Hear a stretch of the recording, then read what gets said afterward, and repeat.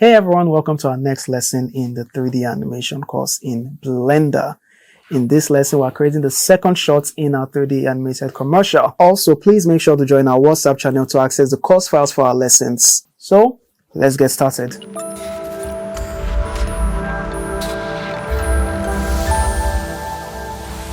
We are currently creating a 3D animated commercial in Blender from scratch. There are 3 shots in total, and in our last video we made the first shot and we animated this beautiful animation over here. So now we're going to be going to the second shot, which will involve the product going up in the air and then some fruits will expand behind it and some text saying that this product is 100% natural. So that is the next shot. So in this video, we're going to be applying some of our old knowledge, but at the same time, we will still be learning a few more new tricks of the trade.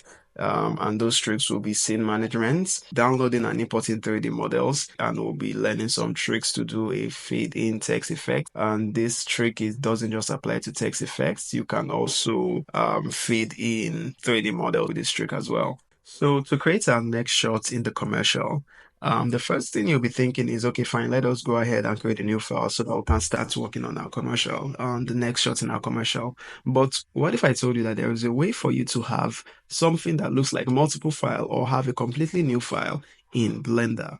It is possible, and it's with something known as scenes in Blender. So you can think of scenes as a way of having multiple files within the same Blender file. And this is something that I use personally when I'm working on commercial projects. Instead of having to create a new file for every shot, I can decide to create a new scene. So the way you create scenes is through this bar over here at the top right. So if you press this new scene, this new icon, and you press new, you have a completely new empty 3D scene in your in one Blender file.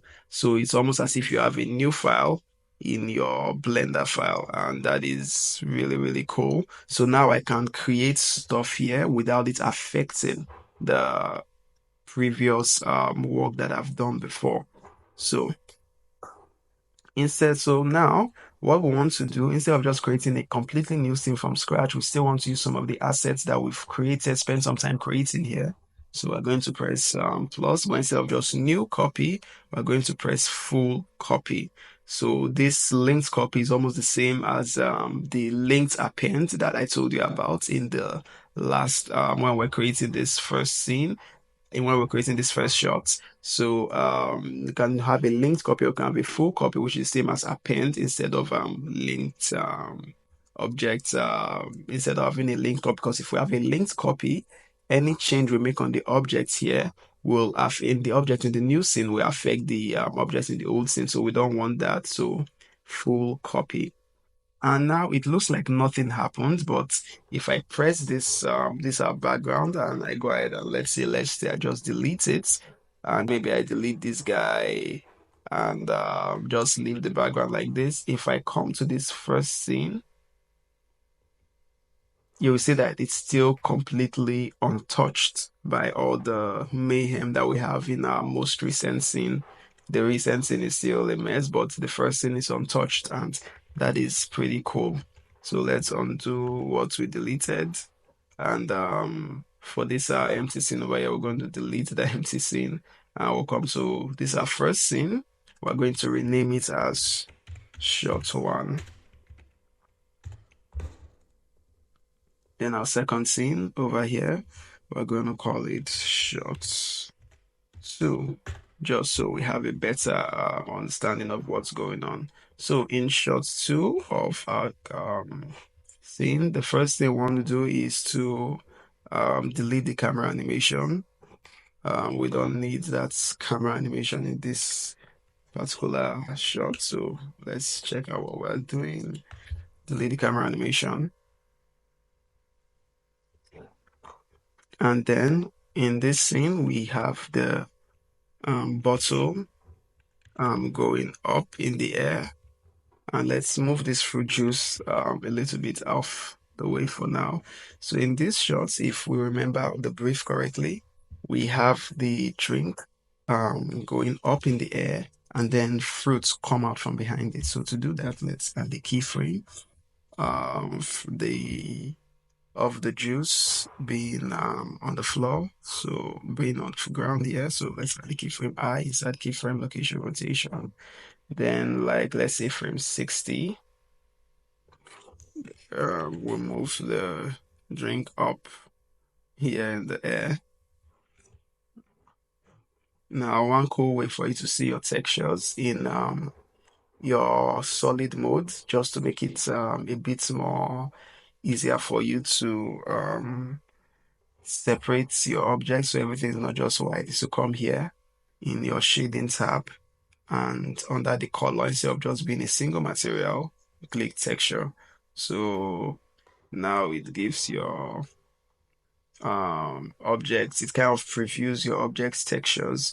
So this background is still the reason this backdrop is still having this fruit juice texture is, if you remember, we accidentally added the fruit juice texture on the material, the fruit juice image texture on the material node of this background. If you still remember that little error we had in our previous tutorial. So to fix that, come to shading, and you can see it's still here. So just delete that and make sure principal BSDF is selected, and also go back. It is completely fixed now. So now that our object is up at frame 60, we want it to be up in the air, and we want it to have like a sort of rotation, some sort of lazy arrow. Press arrow again to have it make a lazy sort of rotation up there. And I to insert keyframe location rotation, maybe at the start for it. Okay. You know what I like to do in order to keep a keyframe that I know that I will end up using again, is that I will just move that keyframe a little bit off, and then press Ctrl C and Ctrl V to copy it, because what we want to do now is I want to edit this rotation of this object a little bit, but we don't want it to affect this previous. We still want to have this our previous keyframe whereby the object was static, so we don't have to mess up the stuff we've done. So maybe just R to rotate it a little bit, and I location rotation. Let's delete that keyframe over there. Okay, so now make sure that this rotation keyframe is the only one here. And now we have something that looks very organic looking.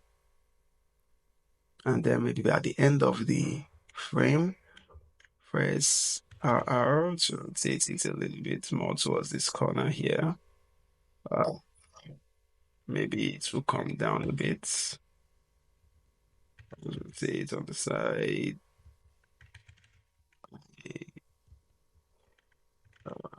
Again, want to make, I'm trying to make this fruit juice something show on the screen a bit better. Press I, location rotation, and yeah, that's cool.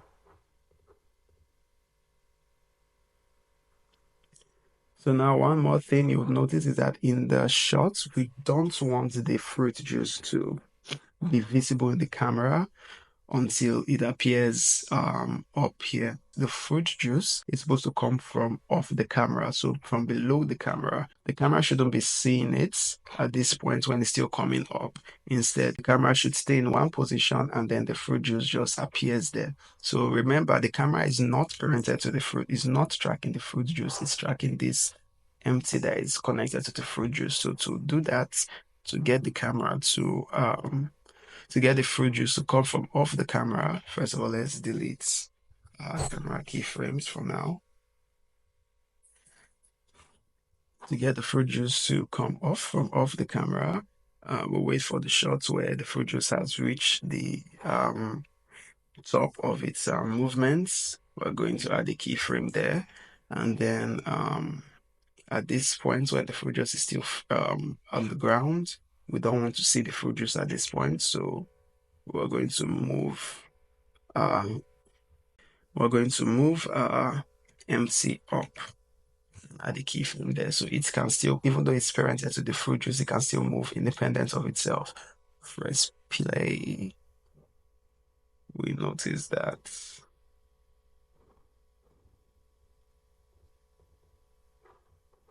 the fruit juice now comes from off camera.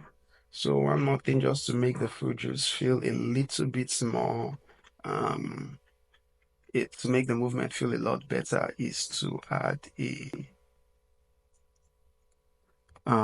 overshoot frame. Let's just try and add an overshoot frame. So Control C, copy this keyframe, Control V, paste this in here, and maybe make another frame where the juice goes a little bit higher than it's supposed to be. Maybe it should be rotated a little bit separately than what this was supposed to be, and add that as a keyframe.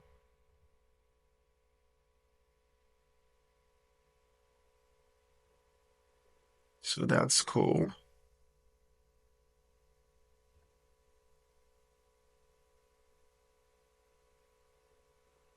That's cool. That's really cool. So now, now that we've done that, we are going to have to import our fruits so that they can appear in the back.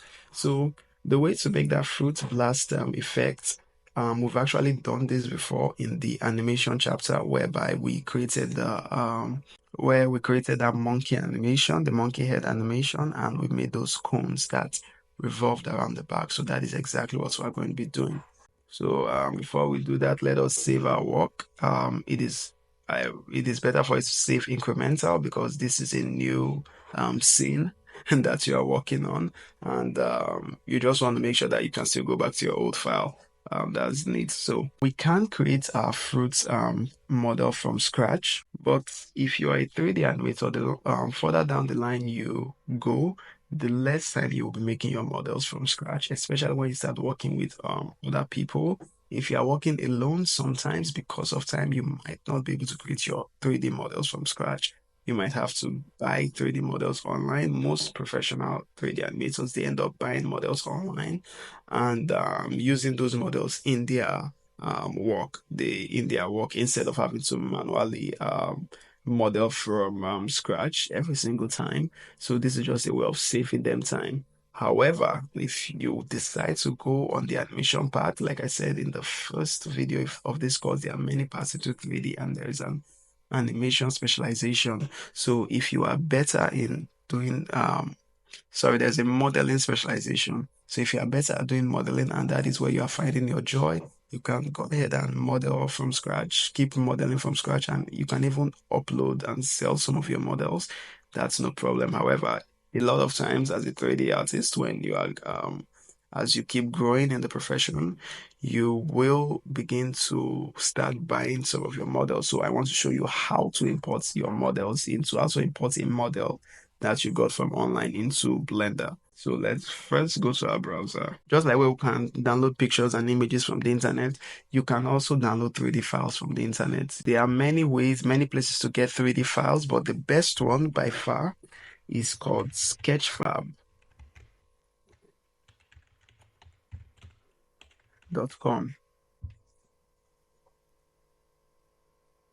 That is the best website to download 3D files from. And you can see all of these. These are 3D models. Feel free to browse around. So come to the Explore panel. You can see these are models, 3D models that people have created. So you can go through them, have fun, and just explore. So for you to download a 3D model, you would need to log in. So if you come here for the first time, they're going to ask you to log into your to create an account and log in. So you just create an account with your Google or with your email or whatever, and you can begin to start downloading your models. So what we're looking for fruits. So that is the model we're looking for. And make sure when you are searching, make sure you check downloadable because sometimes some models are uploaded just for preview sake. You can't download them. So make sure downloadable is selected so you only see models that you can download. And when you come here, you will notice that some models, the models that are free, these models that have this download button, then the ones that are paid, you can they have this dollar button. So you sometimes as you go further, you will begin to buy models. But in meantime, we're going to go for the free ones for now. So the one that we're going to use specifically is this low poly stylized fruits collection here by Dimitri. I'm not going to butcher your name, sir. Um, get this low poly stylized food collection by Dimitri. I'm going to also put a link for this in the description. So once you are done, also once you've reviewed it, you can also preview the models here on Sketchfab. You can inspect them. Look at the wireframe. So you can see it's very low poly, meaning it has low number of polygons, low polygon density. And you can see it in base color, just the base color. You can see some of the materials over here, and yeah. So we want to download it, and come here to press download 3D model. Now, whenever you are downloading from Sketchfab, I highly recommend that you download GLTF or GLB. You can't download the original format, the original FBX. Sometimes it might be another file format, but if you can, please download the GLTF or the GLB format, please, because sometimes this FBX formats, when you import it into Blender, it might have glitches.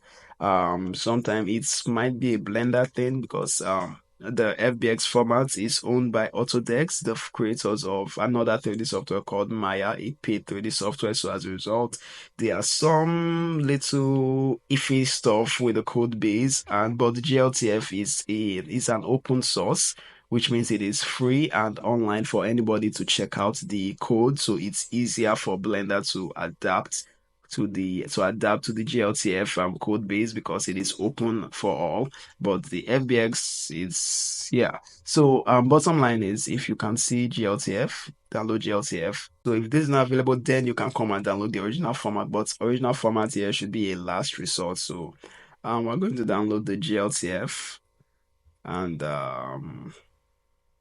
we're going to call it personally, anytime I'm downloading a 3D model, I always put the word 3D or 3DM in front of it just to keep it safe. So it's telling me I already have the file because I've downloaded it before. So yeah. So once you've downloaded it, you're gonna open where you downloaded it to, and you're going to copy it. Go to your folder where you kept your where you are saving your Blender files, and then you want to create a new folder here in your Blender file section called assets.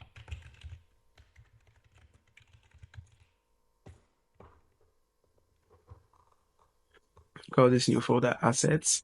Enter into it and then paste your model in there. So now anytime you're you're downloading a new 3D model that you want to use in your animation, you can just put them in that assets folder rather than running around your object trying to find out what is what. And in fact, you know what, while we're here, let's clean up a few things.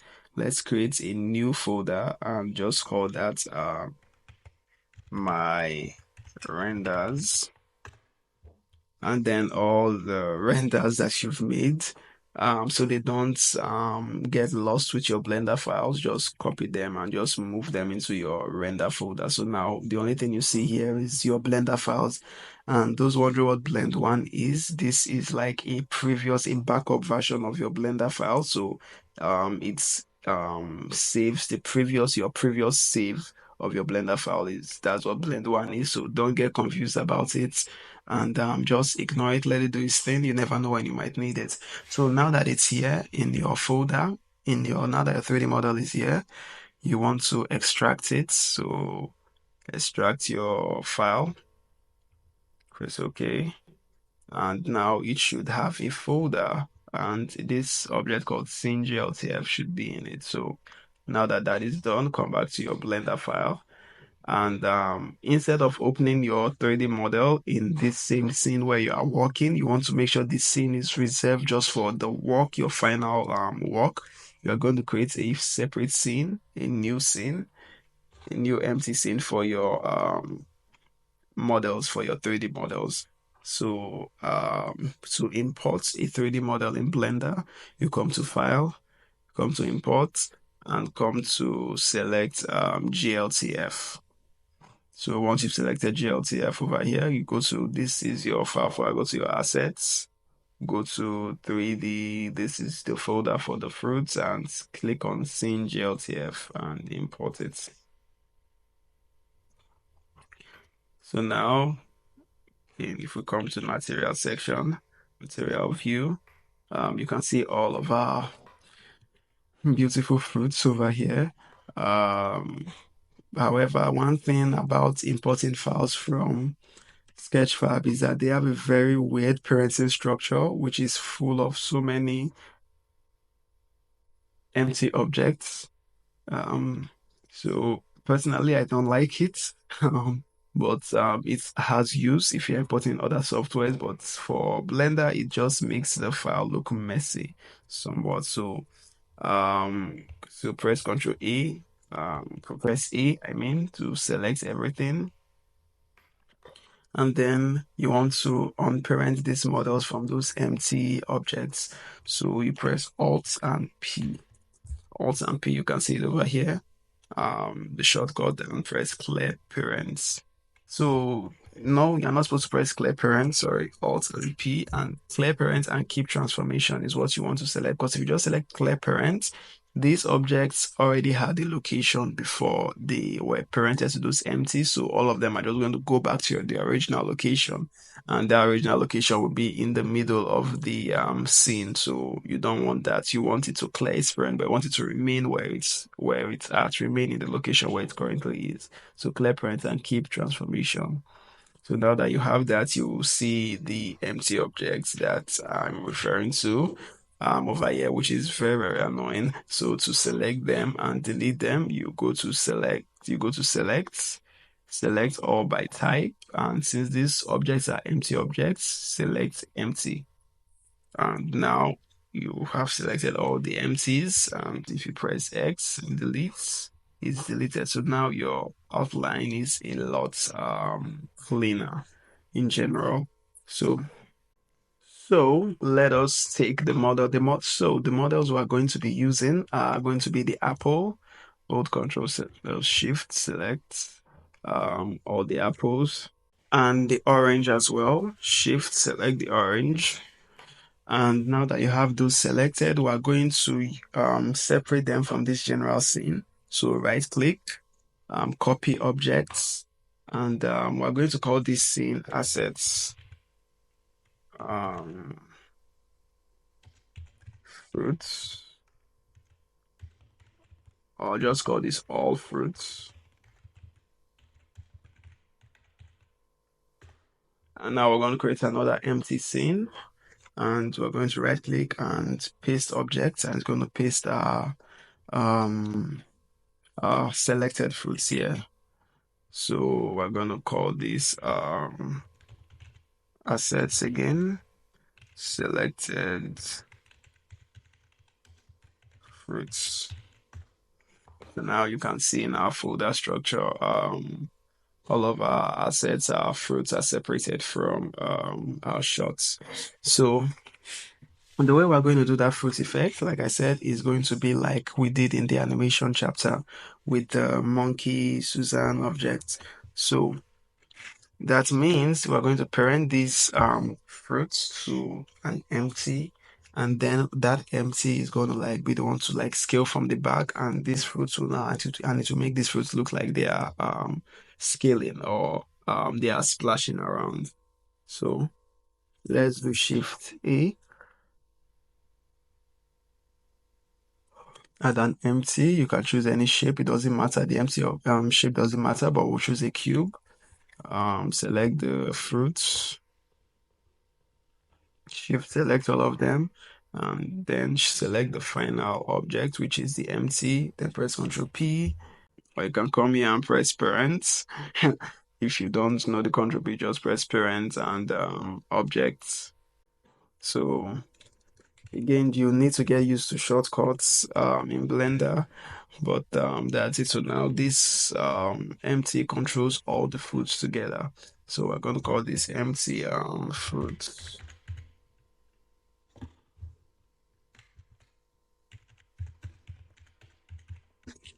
controller. Yeah. And now we have this guy. We are almost done and ready to animate these fruits. So now we save our file. As usual, always remember to keep saving. Then let's go back to our shot 2. First of all, select everything here and press Ctrl C to copy them. And then we'll come to shot 2 over here and press Ctrl V, the shortcut Ctrl V, and we have pasted our fruits. So now just move them over to the back a little bit. You come to this shading tab, enable texture so I can see the textures of the object. So if you click on these fruits, go to shading, you can see that they all have shader nodes. So like I said, shading can get very complicated. They also have UV maps over here, texture files that they use. So it can get complicated if you want, but we're not going to have to, luckily we're not going to have to modify anything there. In the animation, let's make this bigger. Press 0 to go to camera view. So at this point, frame 60, when it just goes into the air, I want the fruits to now appear from behind it. To do this, we're going to move this empty a little bit behind it, far back. Move it somewhere here. Press G, move it around here. Okay, maybe somewhere here. PS to scale. Move it a little bit back again. Okay. So now you can just adjust the position of this fruit around the, I'm just pressing G to move them around. Press arrow to rotate. Arrow to rotate on the Z axis.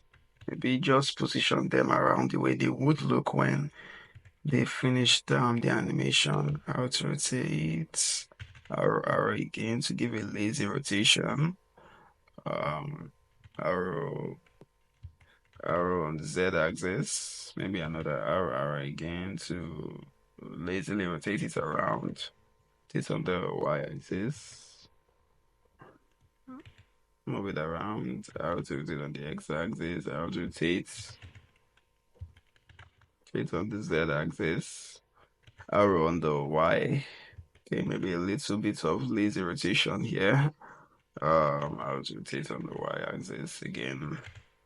Just finding a nice position for it. Then maybe we would duplicate this guy, but instead of just pressing Shift D, press Alt D to duplicate.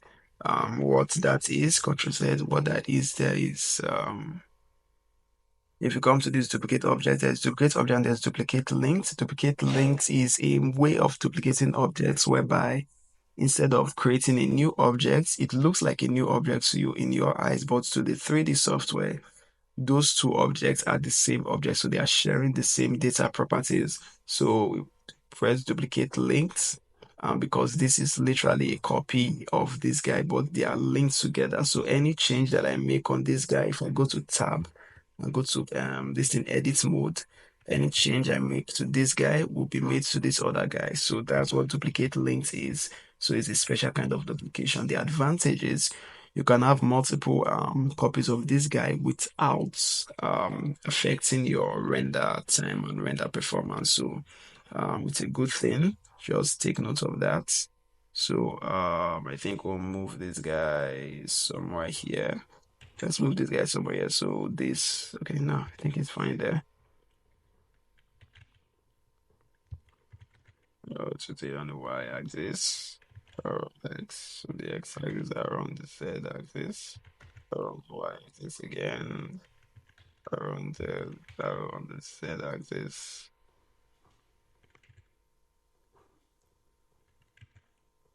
Okay, maybe Alt D to duplicate this guy, bring him over here, bring this guy over here, bring this guy over here, bring this guy over here.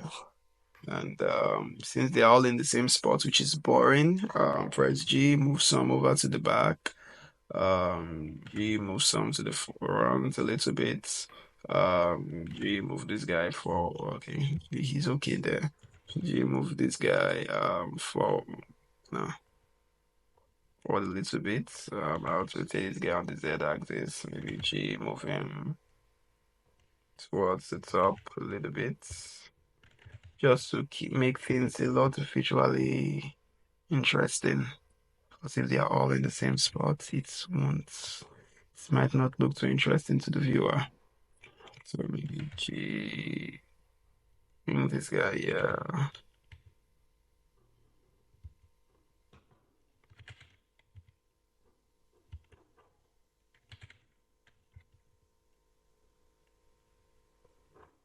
Okay. Then maybe we'll just move this cube down a bit so it's properly in the center.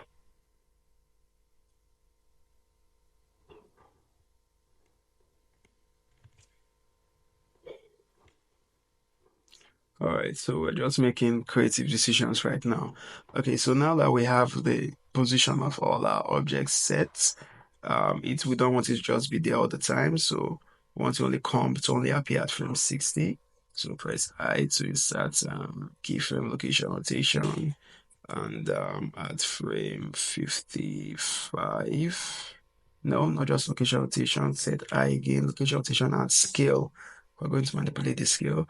Then at frame 50, or let's say frame 55, because I want this to be a sudden burst, I'm going to press S and press 0 to scale it down to a vertex and completely like turn it to a singularity or something. So just press enter and now it is disappeared. It has disappeared somewhat, but it's still there, just that it's not visible anymore to the human eye. So press I, insert keyframe, location, rotation, and scale. So now if we play, they appear from nowhere. This is really cool. Um,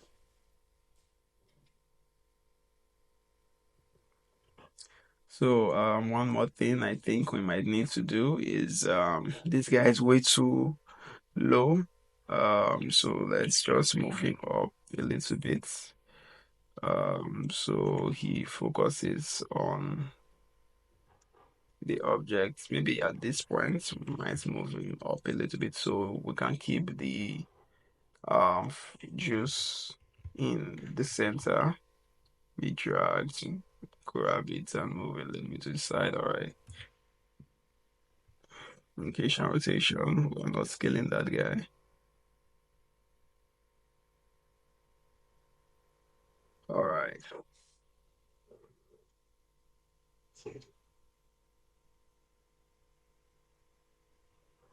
Okay.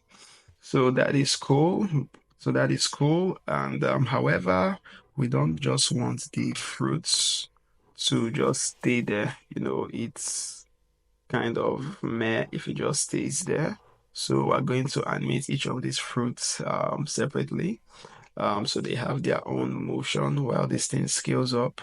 Then one more quick thing is just to add a little bit of movement. Let's go to the last frame and scale this guy a little bit out. Just a little, like 1.0, 1.03, and press enter and press I, location rotation. And now, oh my God, we press location rotation, so location rotation scale. So that was our bad. So again, S 1.0, sorry, I put 2 points. You can see your calculations here, your values here, 1.03. Press enter, press I, location rotation and scale. Then now if you press play, they are still moving somewhat. So now these fruits themselves, I want them to move. So let's see at the last keyframe, I think we like the position of the objects here, so let's select all of them. We're going to keyframe their current positions and make sure that they are in these positions at the last keyframe.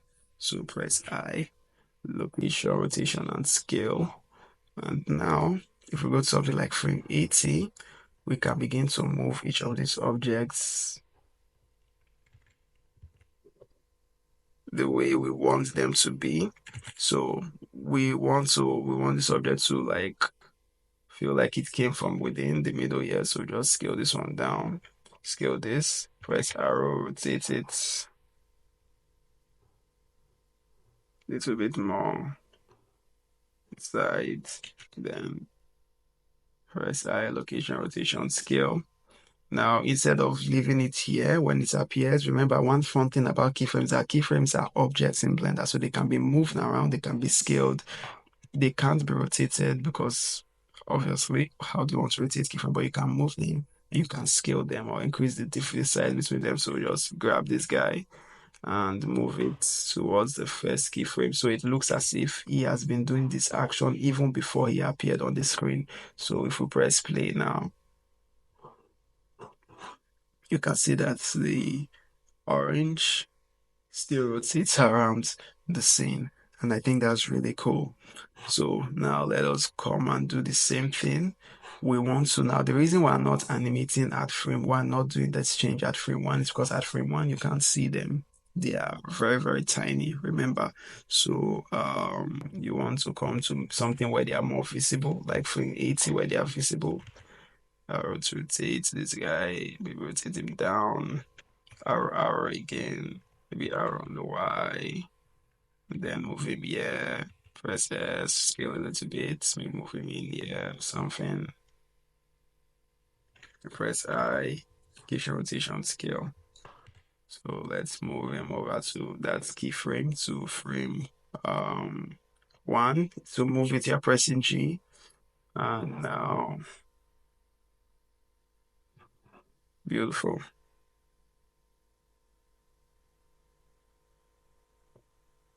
Maybe we shouldn't make it follow the same paths as this other guy. Maybe instead of being too far down, it would be around, yeah, maybe it shouldn't be too far down, bottom line. And maybe it should be rotated completely separately or completely differently. So let's do that.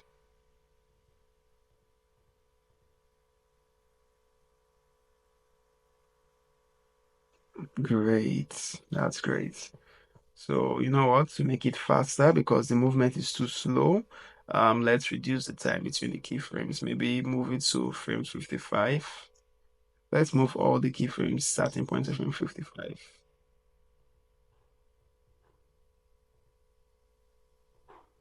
Or maybe move them to frame 40. That would look a lot better.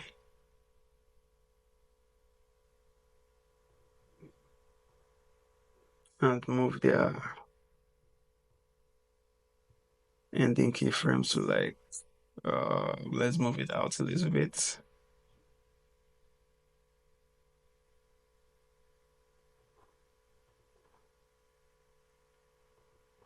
Okay, maybe the rotation was too much. I'm not really feeling that rotation. So let me just make a quick change. Rotate it on the y-axis, rotate it on the y-axis, rotate on the x. I want to do it so that it's facing us at the time of its rotation. Then rotate on the Z. Okay, so just personal, you don't need to do all this manual tweaking and all that. These are the kind of things that again they are just creative decisions. Then we'll come to this guy as well. I'll come to like frame 80 where it's still available and just give it a little bit of a rotation this way. Then maybe push it up. Maybe push it a little bit, maybe scale it down. Maybe rotate on the y-axis.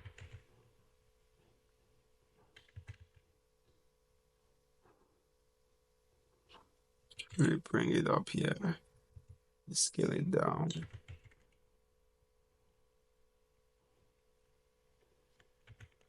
Alright, rotation scale from somewhere here. Yeah, that's really cool.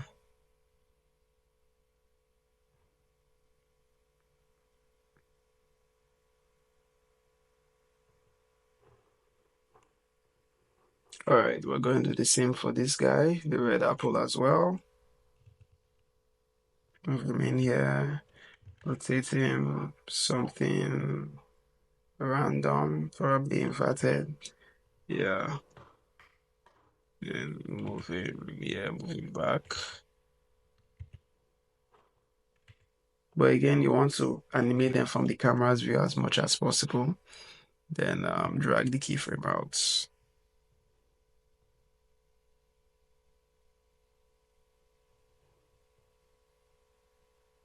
Yeah, that's cool.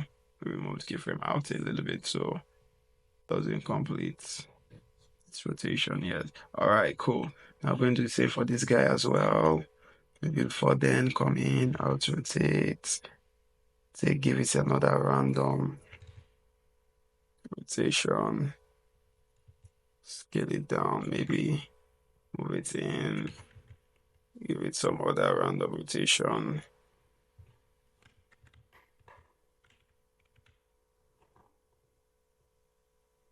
Maybe to like frame 40 or something. Yeah, it's coming together now. All right, so do the same with this guy. Go to frame 80, move him in, rotate him,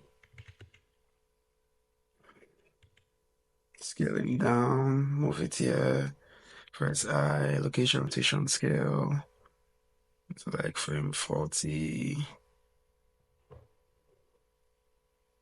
Oh, that's really good now. Really, really good now. So click on this guy as well, go to frame 80, scale him down, rotate, rotate him, very, very random direction or something completely different from where it was first. Scale it down, then move it to behind the um fruit juice, and then move it to like frame 40. And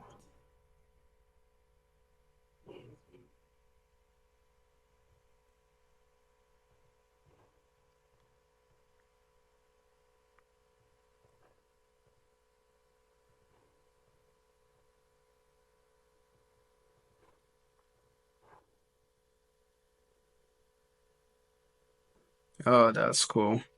So some of them you can move the start frame to 0, some of them you can move the start frame to frame 40, just to add a bit of variety. They don't have to move or start at the same time. So let me start from this one to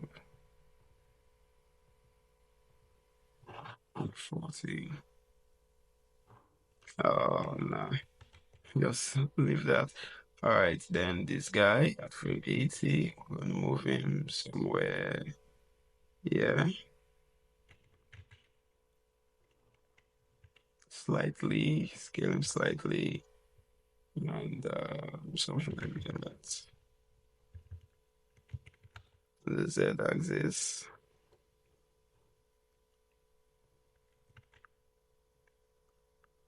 How to give a laser rotation. Um, Press play.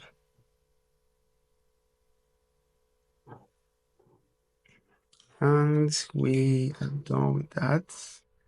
Okay, so maybe that was a little bit too much for some of them.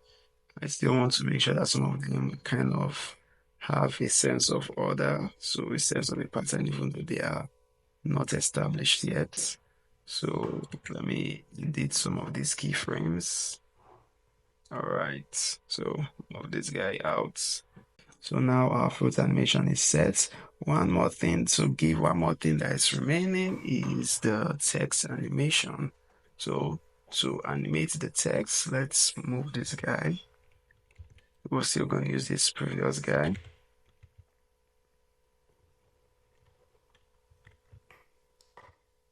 I believe this is him over here. It's material mode reducing, yeah. All right. So we're gonna call this one I'm gonna call this 100.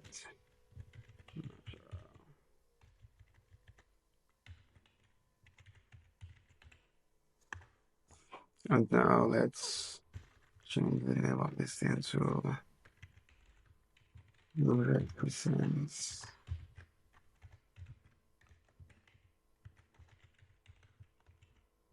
natural,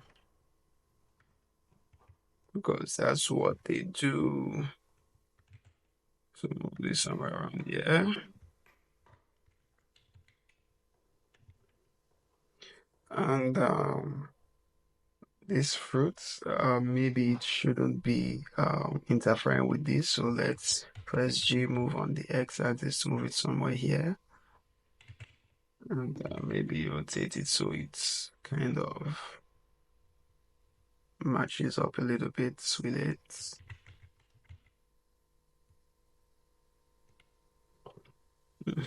Something like that. Now add the keyframe, location, rotation, scale, and also this guy as well. We're going to press G, move him up a little bit so there's more space for the 100% natural. You press that location, rotation, scale. Then this 100% natural, it has a tracker for the camera because it's always facing the camera. I don't think that will be necessary because our camera won't be moving too much here. You keep this you have this tracker most especially when your camera is going to make some wild movements and you want this text to always face the camera and you don't want to look at the side, but can close this tracking and just allow it to be its normal position.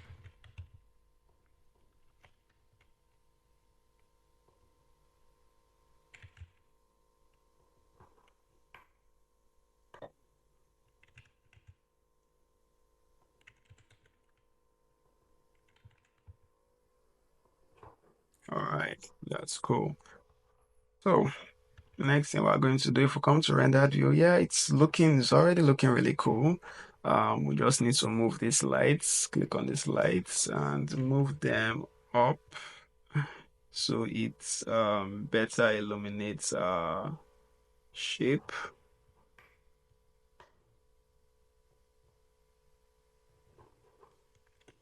Yeah, that's good.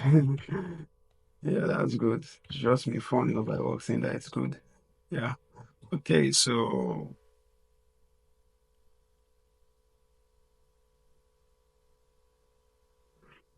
then this guy over here that's supposed to light him from below, let's move him up a little bit so he can properly light the drink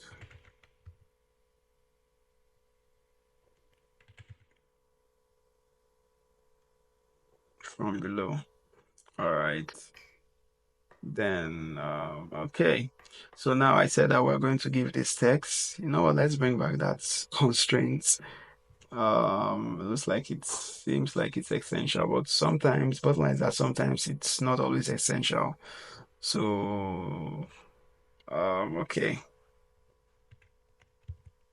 So just add 0.8 influence so you can rotate this text properly and edit its position a little bit. Okay. So let's give this text a new material. Now, one thing about linked files that I have to warn you about is that while your objects are different and separated, one thing about scenes, sorry, is that while the objects are separated in different scenes, they might still share the same material as the previous object. So what do I mean? Let's say this metal something now that we have here. If we change the color of it to, let's say, yellow, which surprisingly looks really good, you can leave it there if you want. If we change it to yellow, if we come to shot one, you'll notice the material on shot one is also yellow now as a result of that. So, why is it yellow? Because if you click on this, they are sharing the same metal material. the material here and the material here in this part are the same. So you have to be very, very cautious of that. So if I were to make any changes on this material, it's going to affect the previous scene or the previous material. So what I like to do, Ctrl Z, color back, move color back to its normal color, even though I like this gold. Um, I really feel like keeping it, but no. Okay.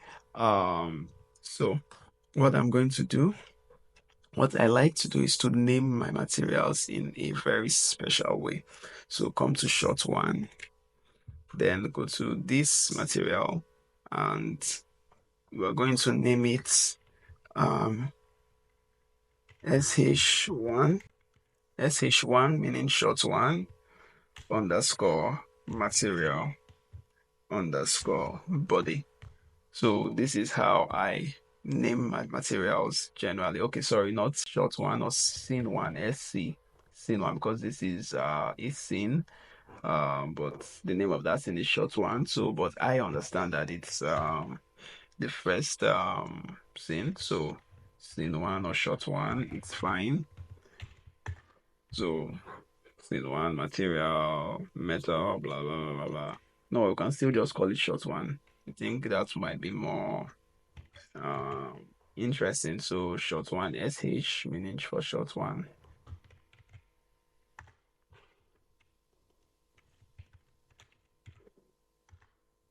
So same with the background as well. We didn't give it a name, so we're going to call it short one underscore material underscore BG. All right. So this guy too, it didn't have a material, but we'll create a material for him. Call it short one underscore material underscore juice.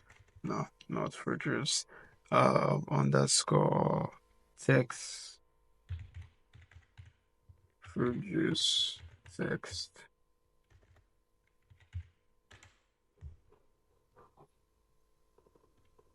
I forgot an E. All right. Then let's go to shot two now. Save. So you want to do this for things that you might end up changing. It's not necessary for you to do this with all materials. It's fine for Blender to share materials between objects. But for now, we're going to start when we want to edit them. All you need to do is to create a new copy of that, but it just alerts you that these things are being shared by the origin of this material is in shot one.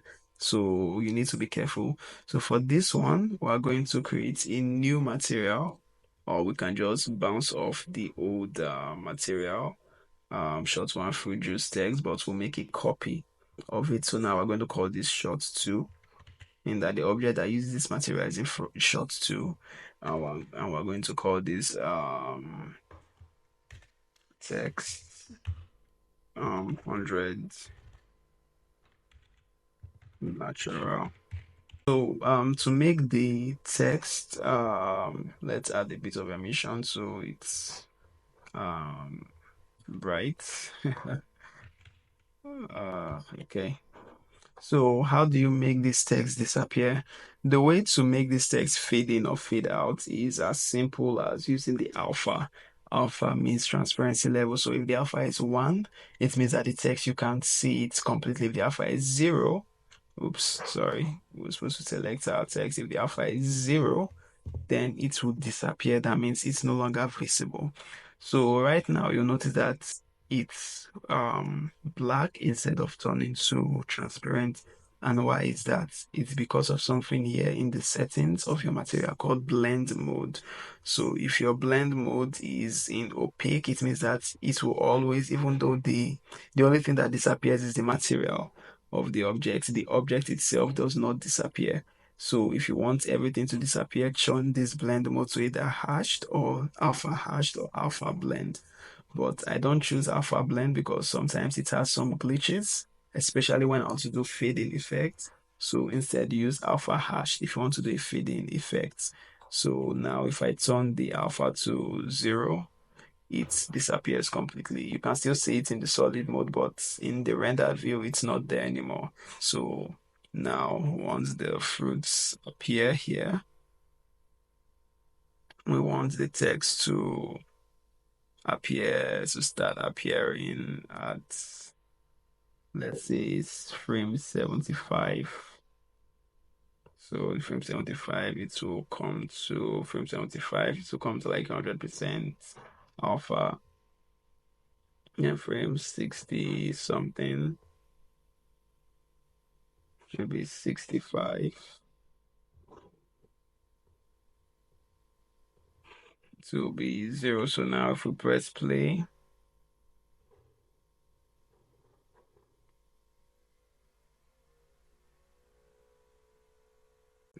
so I might need to adjust the movement of some of these. So just drag this guy down so that they still, even though they are rotating around, they are still framing um, the drink.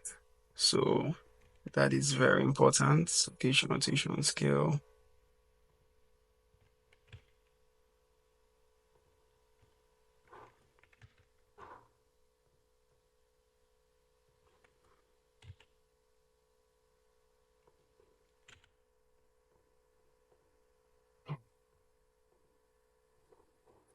So let's make sure that they are not too far off and they still like have a way of framing the drink somewhat, even though they are smaller or they are transitioning. So that is important.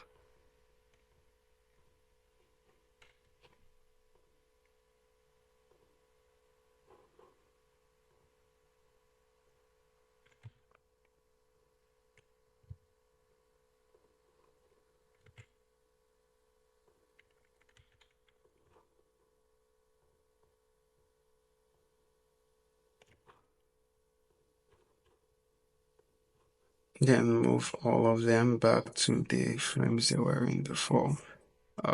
So it's not just appearing when they, so that the animation does not just start when they appear. We want to give the illusion it has been starting even long before they appeared on the screen. So let's move them. All right, so let's see how does this look. Okay, so this red apple over here, I think I need to give it some rotations.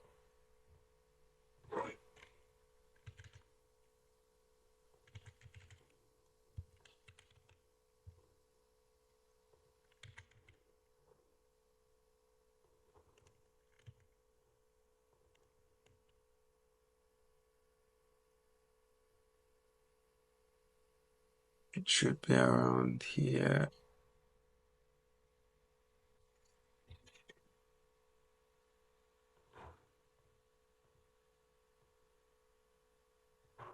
And this guy should be here. This will fit it more. Sorry, let's make sure we're on the frame.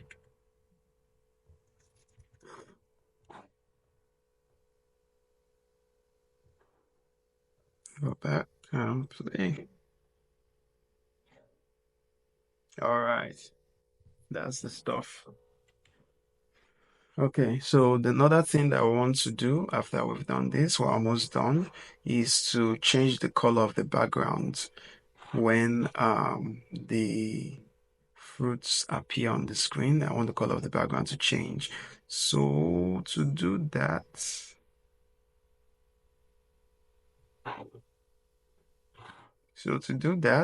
let's come over to where the fruits appear, which is around frame 55. Now, like I told you before, if we were to do this, you know what? If we were to change this color, let's say we add the keyframe here on the color, then we move to this color, now we add another keyframe over here and just add it. If we go to shot one, be careful because if we go to shot one now, we apply that same hack to the shot one background. So that's why I said that you should be very cautious when dealing with materials or animating materials in multiple scenes. So now we have to first make a copy of this material. So now it's shown 001, so we're going to call this shot 2. So we know that this background is from shot 2. So now we can animate anything we want as long as we want to add a keyframe here. Move to frame 60 and make it change the color.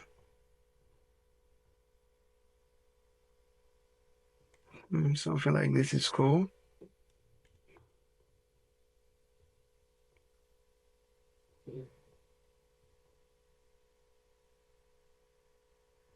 Yeah, something in between, green and yellow to, something, yeah, something like this is cool.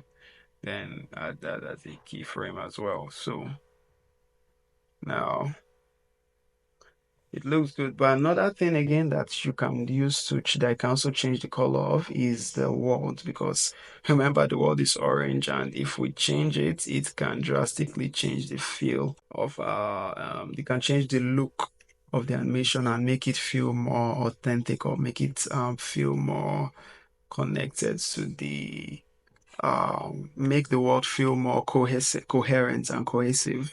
So let's undo that change, and we're going to animate this now. Lucky for us, Blender created a copy of the world. So this world 001 is the world for our shot 2. So let's call this um, shot 2 world, and delete this, enter.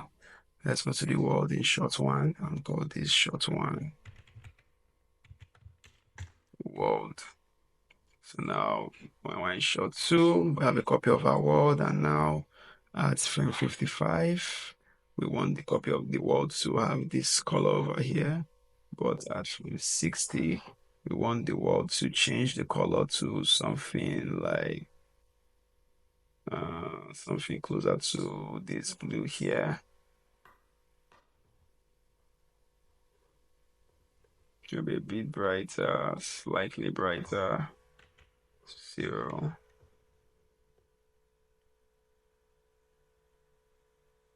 All right, something like that is cool. We can always change it later and add a keyframe there. So now everything's blue and it's cool. However, let's make sure that there is some light in the background to also light the fruits, because they don't really have that much light right now. So let's shift A, add lights, area lights, move this up, and maybe increase the brightness of this to like 1,000. Yeah, it's always very bright. We're going to move this somewhere up in the scene. Maybe make this slightly brighter, like 3,000. Yeah, so now that adds a lot of dimension to our shapes. Let's maybe move it a bit further up.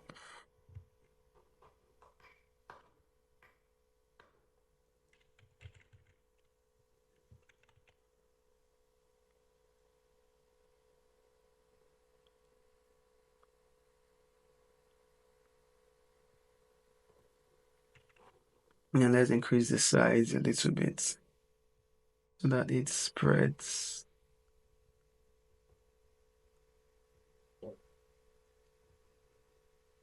Okay, maybe if we make this like 5,000. Sorry, no, 505,000. Yeah. I'm trying to see how to get it. So right now this guy is blocking the light from, you notice that this guy is not being illuminated. That's because this guy is on top of him. So he's blocking the light. Let's go to this keyframe of this guy and maybe move him a little bit back so he doesn't block the light from hitting this orange over here. So yeah. So what I'm looking for is this kind of rim light, something on the objects. So yeah, we can turn this back to 3,000.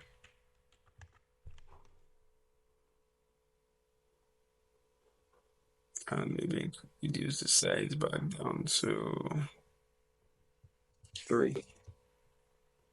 And should we? Let's try giving it a color.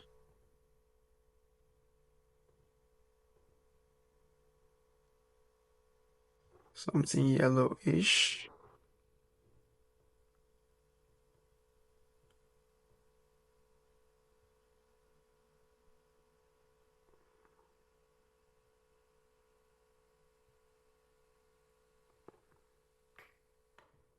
All right.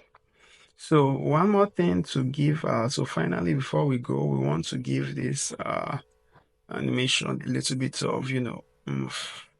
It doesn't still feel very cool yet. So to do that, let's right now, if you are still seeing keyframes here, the reason the keyframe that you are seeing, you know that you've not added any keyframe to the camera yet. So why am I seeing the keyframe here? The keyframe is the world. This world object keyframe is always going to be showing here. So the way to remove this very quickly, go to your shading tab under this object, under this place where it's showing objects. Object means that if you select an object, it's going to look for the material of that object. So you can actually select world because the world location still has nodes as well. So you select world and then select outside. So so the way keyframe visibility works is that if you are in keyframe visibility for materials, is that if the material or the node is not selected, the keyframe of that node will not appear. So right now, you notice the world keyframe has appeared here. But now, if I deselect the world keyframe, the world material, it's going to disappear from here. So this will also help you if maybe you animated your materials and you are not seeing it on the timeline here. Make sure that the node where you animated it is actually selected. For example, our background, we animated our background material. It's visible here, right? If we come to shading and let's go back to object shader, we deselect this node that we had the animation on. If we come back, the animation has disappeared. So if you want to see it, make sure that that node that has the animation is selected. So keep that in mind. So now back to our camera, which we're going to do a small animation on it. So it's not just static. So in our first shots, we're going to first of all make sure that we press I. So insert keyframe on this shot so we get the view of it. Then in this shot, okay, let's just press I to insert keyframe here. Then by this shot over here, this shot 55, we're going to make it seem like the camera is zooming into the object. Press I to insert keyframe. So it feels like camera is zooming into the object. Then when the fruits appear, we want the camera to have a strong, like the camera feels it. So we want the camera to go back, kind of like, what was that? So let's have the camera go back very strongly and insert keyframe for that. So, and then it's going to just try zooming in again. And then because of this keyframe that we have here, which is a copy of this guy, it's going to try zooming in back again. So I'm noticing that this fruit juice is off center a couple of times. It's bugging me for some reason. So let's make sure at every point in time, it's always somewhat in the center. So yeah.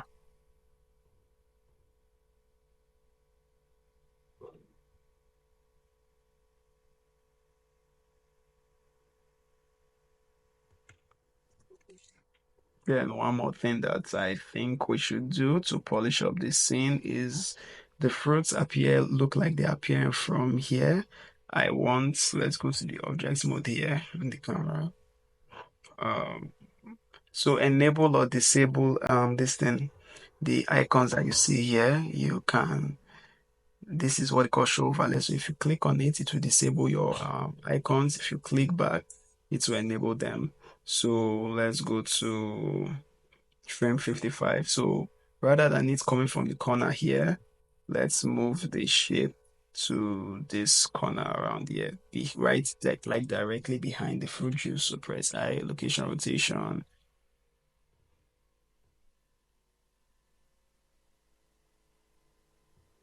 And even at this point, let's move the fruits in here. So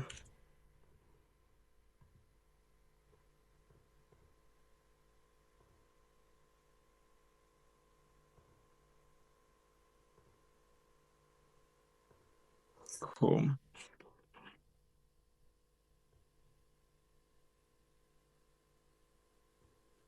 And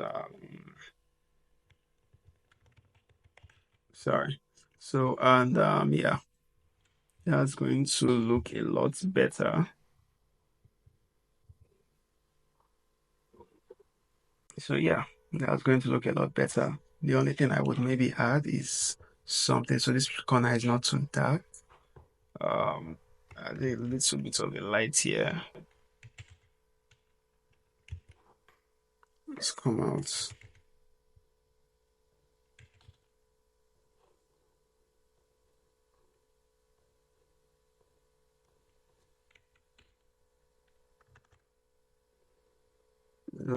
And maybe increase the size of it. Probably on the. So yeah, you know what? Let's make it an area instead. Take the area to finish the juice. Increase the size. The area.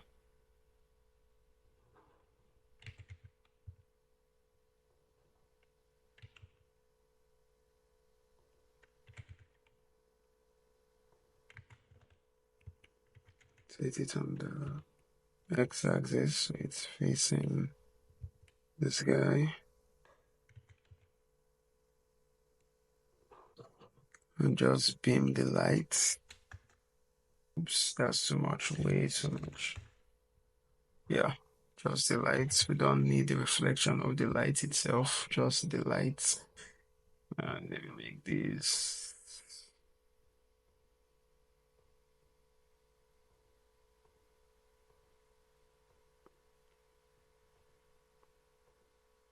Let's make this something like blue.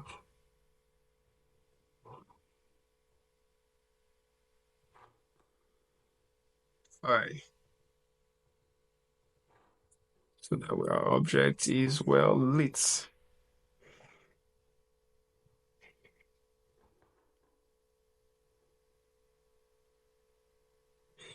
So we have finished our animation, and maybe we can just make this end at frame 119 instead. So the reason for that is so that most of the animations ended at frame 120.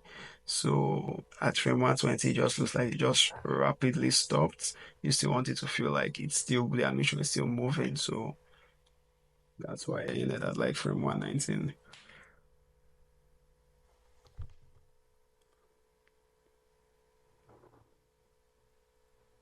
So if you've gotten this far, congratulations. We're almost there. One more shot remaining. At this point, you can decide to render this scene now. Come to your render format here, your output, and start rendering. Maybe this time you can select, you can go back to your where you saved your files in your export folder, like I showed you. Like I showed in your export folder, come to your first commercial, and this time create a new folder for your renders here. Call it shots 2, and select it, press accept, and all your renders from here will go to that shot 2 folder instead of overwriting shot 1. So shot 1 goes to shot 1 folder, and shot 2 goes to shot 2 folder. And that's it for creating our second shot in your first 3D commercial. Be sure to check out the next lesson where we create our final shot in the 3D commercial. For this video, like and subscribe, share, and if you have any questions about this lesson, be sure to leave them in the comment section. Have a wonderful day. Enjoy all these premium courses in this channel for free.